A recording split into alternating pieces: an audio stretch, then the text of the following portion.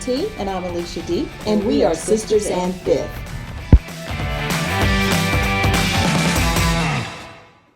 Hi, good people. It's Alicia D. Welcome Hi, guys. to my channel. We have a guest today. Our guest is, give him your name.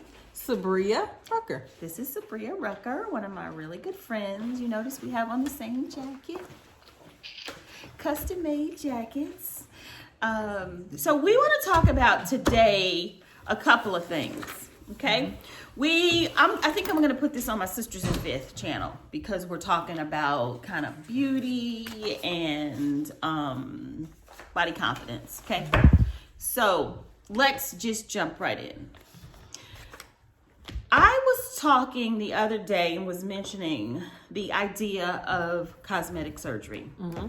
And I said, I didn't really go into detail, so I'm going to go into detail now. Okay. So what I said was I actually made a video, and I can't find the video, so this is a good time to restate it. Back in the day when, nobody had a cell phone, right? 20 years ago, hardly anybody had a cell phone. The people who had cell phones were doctors, right? People who needed to be on call. Right. And if you weren't a doctor or somebody in the medical field and you had a cell phone, people said you were doing drugs. Right. I remember right? I remember that. You remember that? Yes, there was it was a horrible stigma attached to having a cell phone or a beeper. Yes. If you were not of a high professional, yes. then you was a drug dealer. It was either one or the other. Right, there was no in between. And so over time, they normalized having a cell phone, and it was marketing and everything else that made it normal for everybody to not only want a cell phone, but to get a cell phone. Right. So they did that by packaging. They did that by having these plans where you can pay monthly. They did that by doing all of these marketing, tactics. And over time, what happened? Now, if you ain't got a cell phone, you're strange. Now, everybody. That's socialization. And you have to have a cell phone because nowadays, these kids don't even know about a landline. Yeah. So they kind of tacked it on with safety, right? Mm-hmm. So now parents think if my child doesn't have a cell phone, they're not going to be safe. I cannot get in touch with them. Mm-hmm. So it's a fear-based, right? We all do, don't we? Even as adults that pay our own bill, if you forget your phone at home, you feel naked. You literally will go back and get it. And so this has happened over the last 20, 25 years. Cell phones are the norm, okay? Yes. So now let's take this whole same concept with beauty and plastic surgery. Yes. Okay? Yes. So Alicia made a statement. Go ahead. Go ahead. So she made a statement. She said, eventually... Or no, I think she even said cosmetic surgery. No, I think she said eventually cosmetic surgery is going to be the norm. Like, I would never get cosmetic surgery. That came out of my mouth, literally.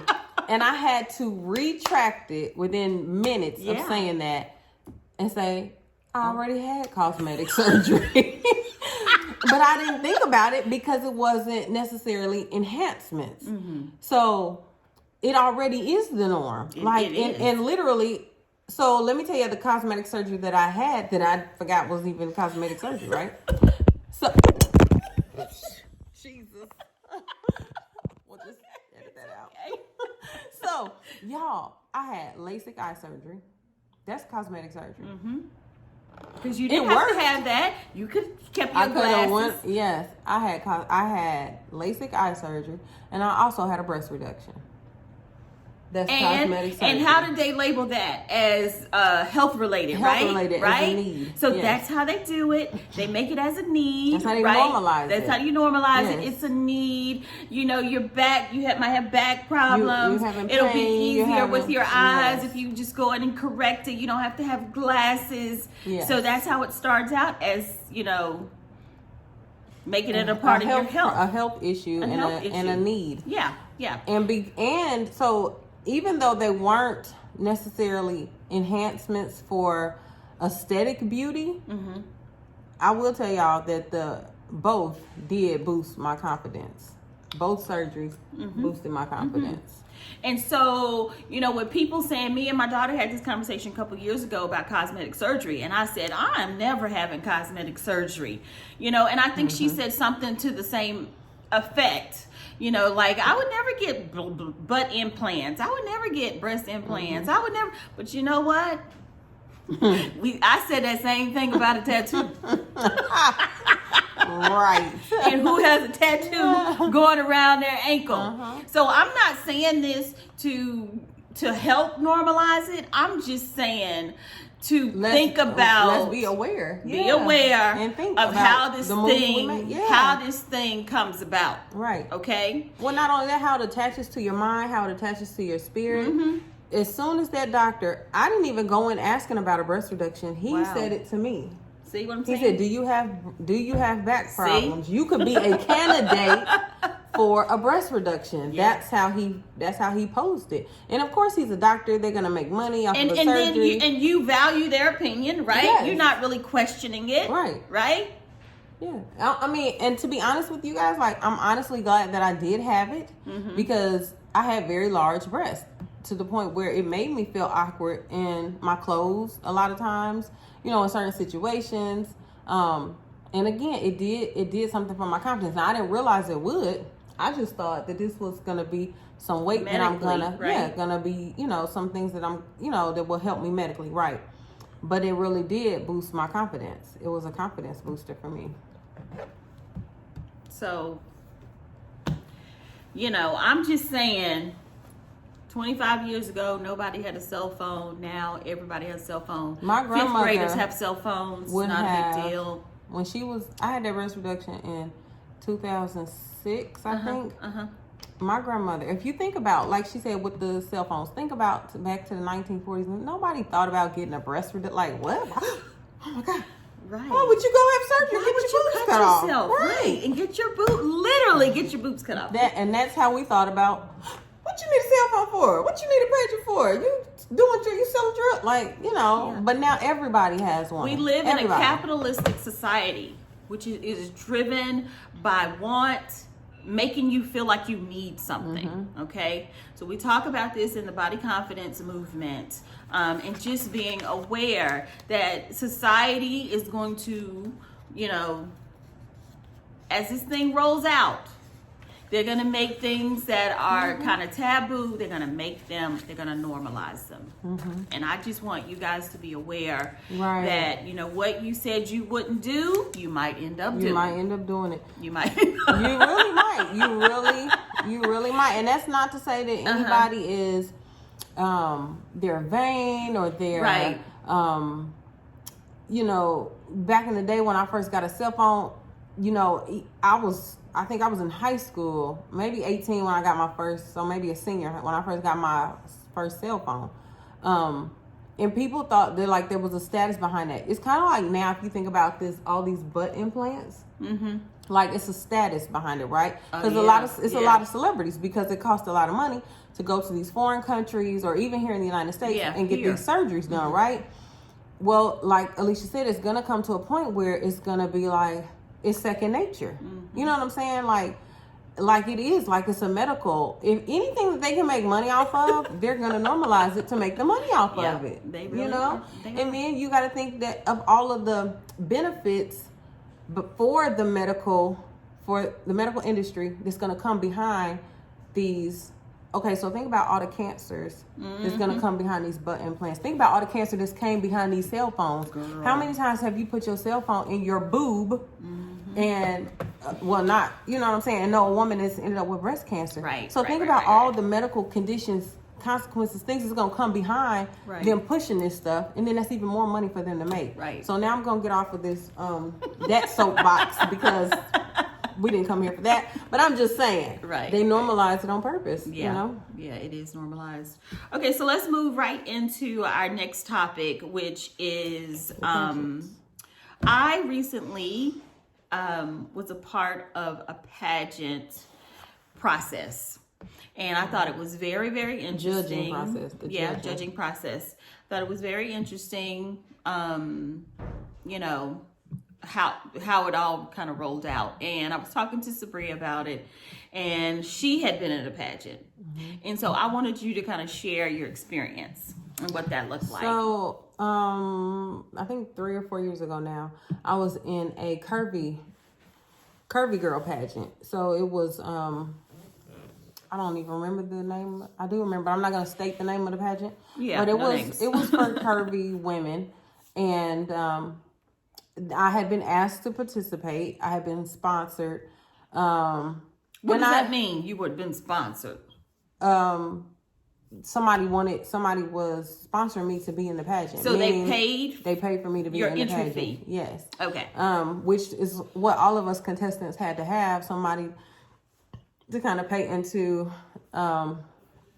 provide resources for the pageant. Like that's kind of like we were talking about, that's kind of what drives the pageants is the contestants, right? If if you don't have what was my word? If you don't have sponsorship. Yeah, if your pageant, if you don't have the financing for your pageant, and it's not sponsored by a major corporation who can just kind of give you that money to have it, the weight of that falls on the contestants. Yeah. And so the contestants have to not only have an entry fee, we have to produce so many funds for the actual pageant. We had to sell tickets for the pageant. These sponsor books, the ad books. Oh, yeah, ad books. We had to do all of that kind of stuff. How long was that process?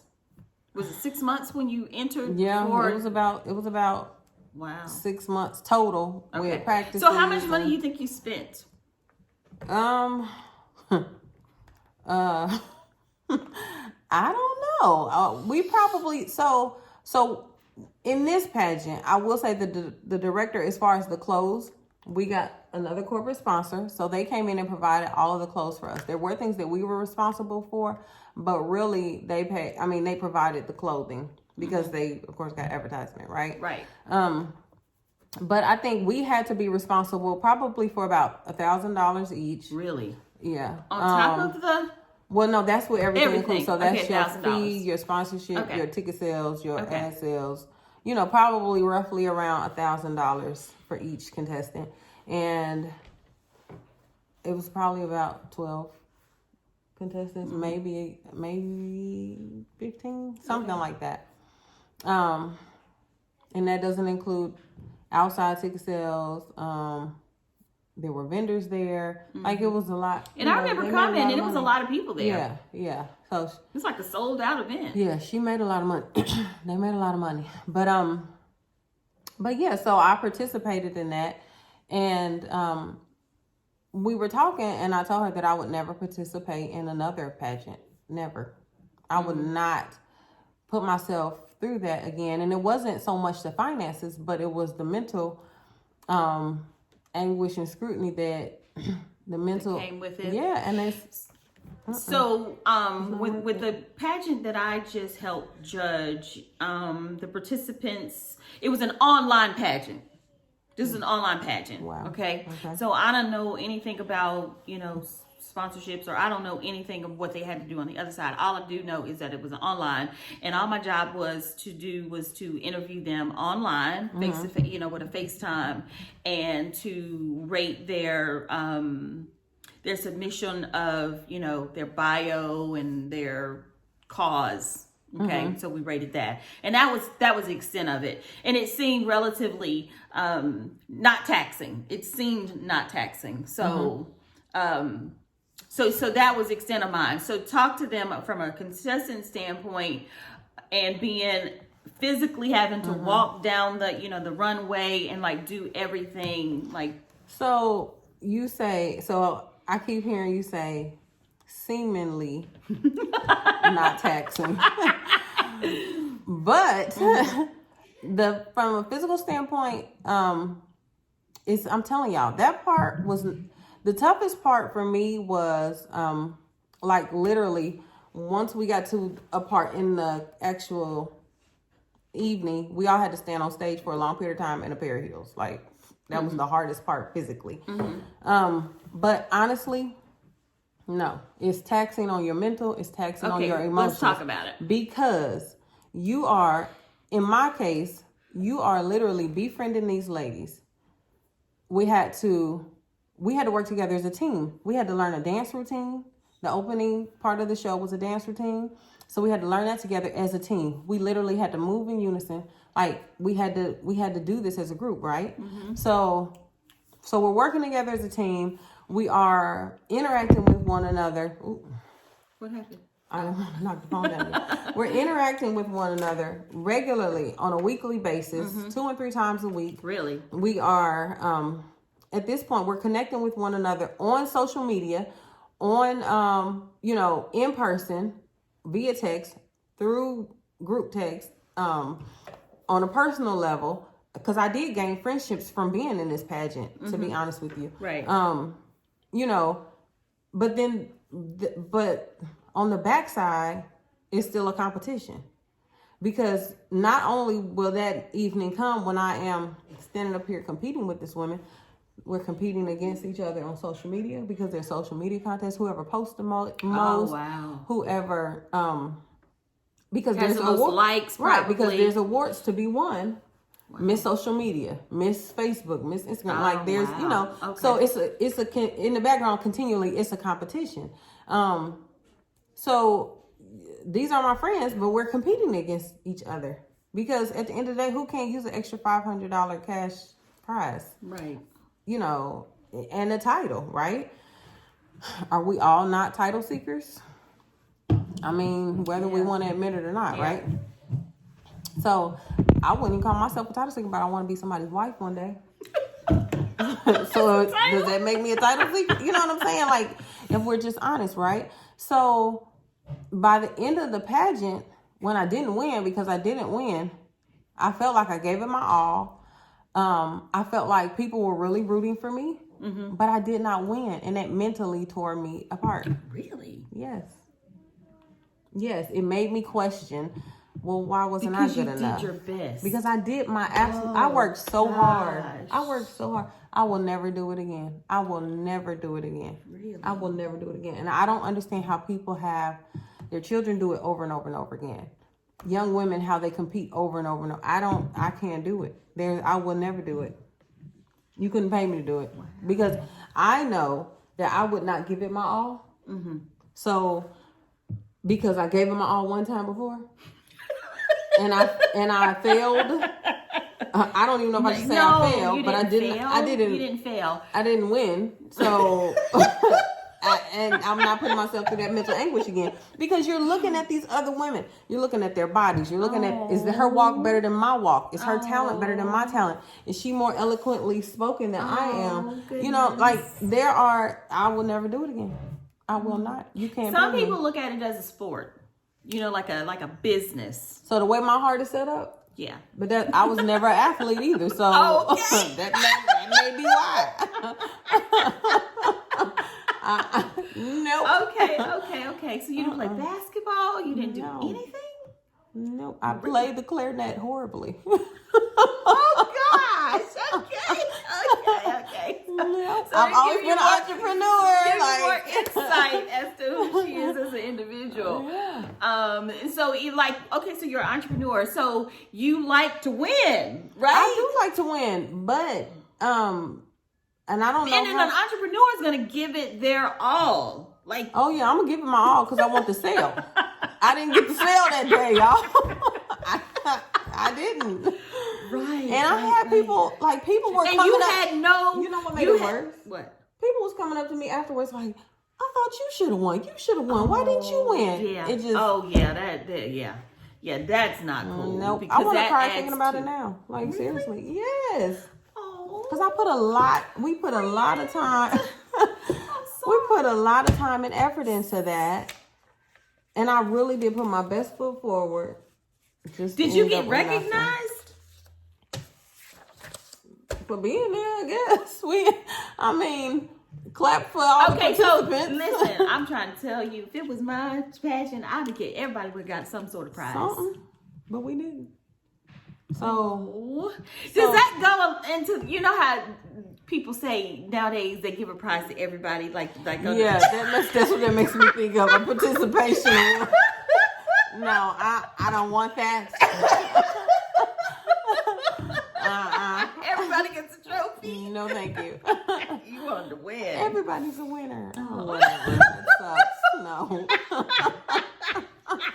Y'all, I will never do it again. Okay, well, there you have it. Firsthand contestant who's in a beauty pageant for curvy girls. Listen, I think that undermines. I wonder what the other girls thought too. But it undermines the whole thing, the whole idea of body positivity, self-care, if you walk away like that. If you walk away like what? Deflated. Oh yeah, yeah, it does. It took me quite some time to recover from that. What did you think going in though? You didn't think it was going to bother you. I didn't. I had no clue that mentally it was going to, you know, what made you disturb me like that. I was disturbed. Listen, it took me a minute to come back. So tell me why you entered into it. Because somebody asked me to. Like the people, so the director of the show, I'm close friends with her. And it was a curvy girl patch. I'm a curvy girl. I'm like, hey, this would be fun. I thought it would be fun. I can do this. You know what I'm saying? Like I'm not a shy person. I love the adventure of new tasks, and you know what I'm saying? Like doing something I never done before. But I did not know that it would cause that much wear and tear on me mentally and emotionally. Okay. And I will not put myself through that again. I won't do it because it was not winning. If I won, maybe, but not winning, it ain't worth it. Okay. Nope. Well, thank you so much for your honest, Always. opinion, your viewpoints on the whole thing. I would be interested in seeing what the other girls thought. Really. I'll see if we can talk with one of them. I'll reach out because I'm still friends with quite a few you're still of friends them. with them. I'm still friends with quite a few of them. Just ask them. You know, it's been a few years since that has happened. Just see what their state of mind was. Okay. Yeah. Okay. Well, thank you guys for being here. This is Sisters in Fifth. Yeah. What I end up saying? So I don't think I'm not an original sister, but I'm just an honorary sister. You're an honorary sister today. Right, but I know y'all talk about beauty. Yeah. And family. And family. Yeah. All right. Okay. All right, guys. See y'all later. Peace out.